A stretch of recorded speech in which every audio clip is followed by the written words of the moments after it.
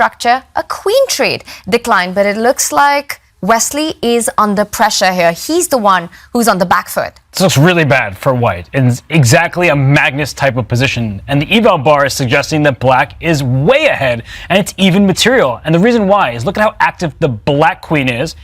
The white queen sitting passively defending a pawn. The knight on c5 for black. It's peering into the white camp, hitting this d3 pawn as well. And normally when you have this backwards pawn, you want to push it. But if you push the d pawn, down goes the c pawn at the end of the line. So I feel like there are too many weaknesses in this position for Wesley. He's very passive. The b file, the only open file, is under black's control. It looks like it's going to be Magnus's game.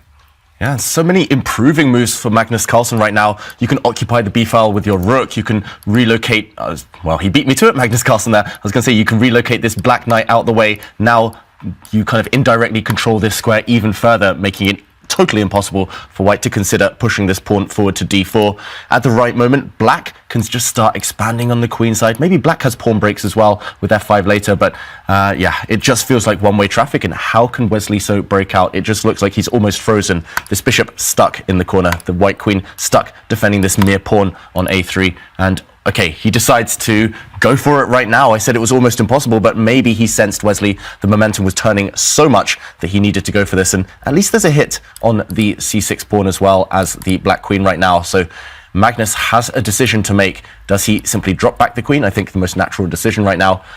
Or does he get greedy? There's also the option of perhaps taking this knight in and then winning this pawn. But I think I would be reluctant to go for this because suddenly this bishop, which landed on this diagonal as early as move 2, has potential. It has chances on the dark squares. So right now I'm expecting Magnus's queen to drop back. And okay, game on. Wesley did maybe find a good moment because not quite enough time for Magnus to capture this weak pawn on c4.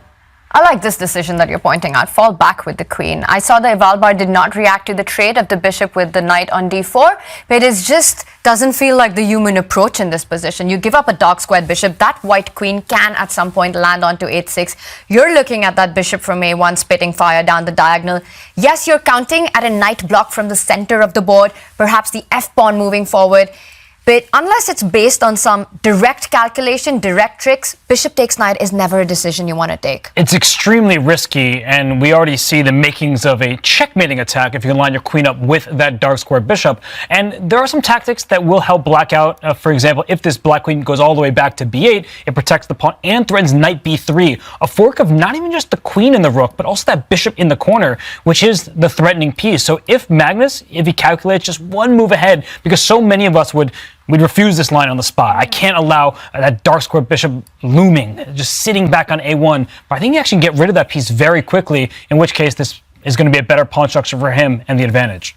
That's a really important point because you see bishop takes knight and somehow there's a psychological block in chess players to make such a move, giving up this powerful bishop for the knight, and Magnus calculates it, he finds it, and he goes for the best move. He goes for the best move. Whether it's the best follow-up is unclear so far because he didn't drop back the black queen, as looked really, really strong right there. He has blocked the bishop's diagonal, however. He has moved in for the kill of the c4 pawn. So still advantage black, but Wesley, he's given himself some chances, and I'm looking at the clock times. It's not over yet. Far from it. Wesley, so I think he played the best practical choice, pushing d4 there before it was too late, before he was just eternally passive.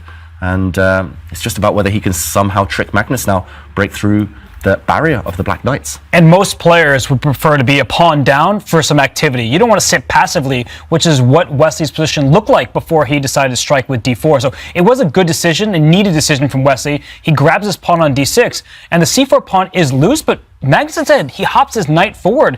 There may be some threats, not just against this queen, but also the king. That f2 pawn is a bit vulnerable. That knight on d3, that's a really strong piece. And you pointed out the threats against the white king, potentially, the queen. There's also the a3 pawn that the white queen cannot stay connected to.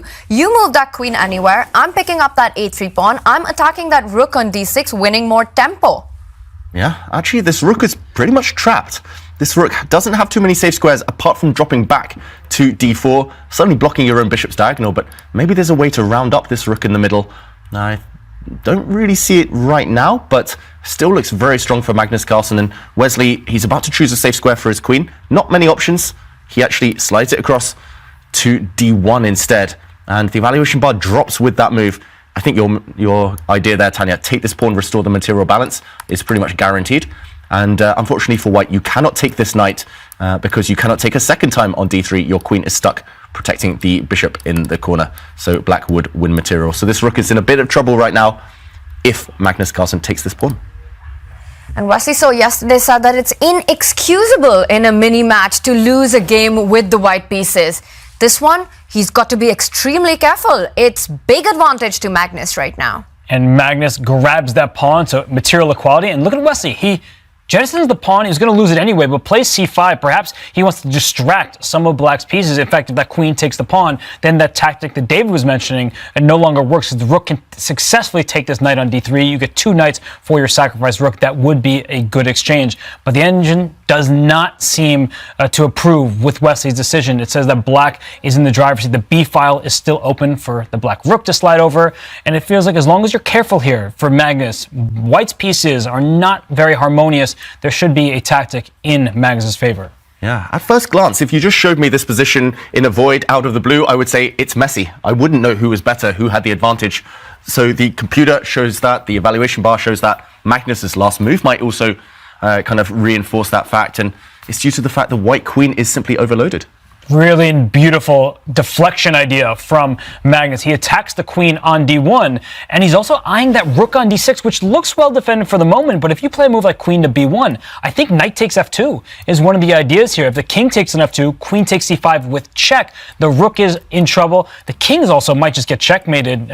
If king f1, for example, bishop c4 check, intermezzo, that looks painful. So you might not even need to win the material, just win the game by delivering a checkmate. Wesley, his pieces are all over the place. I don't think he can defend them all. This looks absolutely busted, and yes, you can keep the queen connected to the f2 pawn, but like you said, the queen is overloaded. Even if the queen was to go to f1, I think the tactics just flow and fall into place. Because yes, after knight takes pawn, you can pick that knight up with the queen, but watch out, that bishop on a1 is hanging. Everything's falling apart, not just the bishop hanging. This knight would then drop next move. Suddenly all the loose pieces in white's camp are just falling apart, and Wesley, he does play this move, but I think you mentioned it, Tanya, knockout blow, knight takes f2, just shedding the king of its protection here. And yeah, maybe there's multiple moves. Bishop c4 looks very tempting, lining up against the queen. Other ideas in the air. It feels just too loose for white, and black's pieces, especially the queen, bishop and knight here, too strong. They've infiltrated behind enemy lines. The hope for white was that there'd be a dark square attack, but that attack's not even getting off the ground. And the move queen f1, it seems to take away knight takes f2, but as Tanya brilliantly just showed there, the tactic still works in black's favor. So it's one of these things where multiple white pieces defend the square. Black doesn't have any more firepower aiming at it, but because white's side, bishop back to c4 or bishop to c2, these moves will still be good. And yeah, he moves bishop to c4. It's, I think, the most natural move if you don't see the tactic on f2.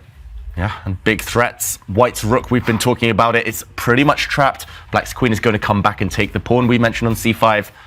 White is stuck, white is passive, and this, again, it feels like it's just a continuation of the narrative. Wesley being passive, making negative decisions. Look at that white queen next to its white king. It stemmed from the opening, simply. He was just playing really tentatively, not really wanting to play kind of principled moves, and now he's just being punished.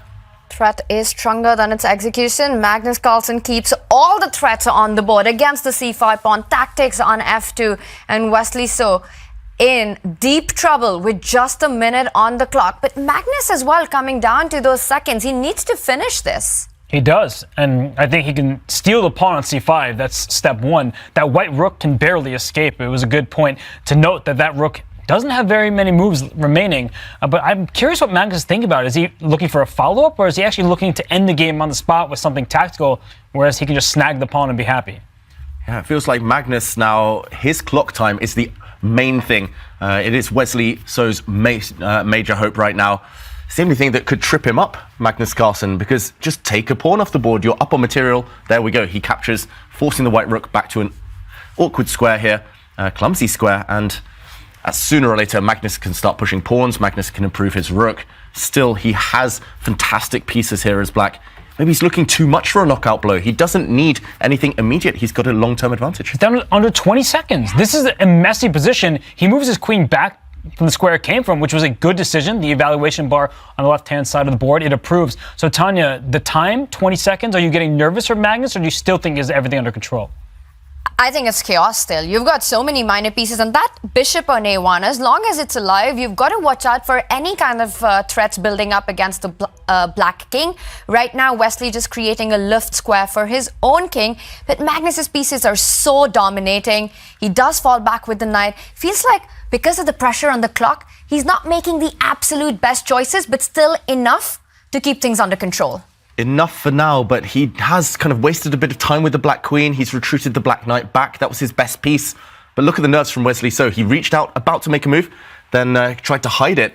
And the nerves are kicking in now. It's the first game of the day. The first game is always the most nervy for both of them as they try to get back in the zone. Wesley finds a great move, trying to trade off the queens. White's queen was passive, black's queen was active. Those pieces off the board, and he can breathe a sigh of relief. So great move, Magnus. Reluctantly, look at Magnus's face suddenly.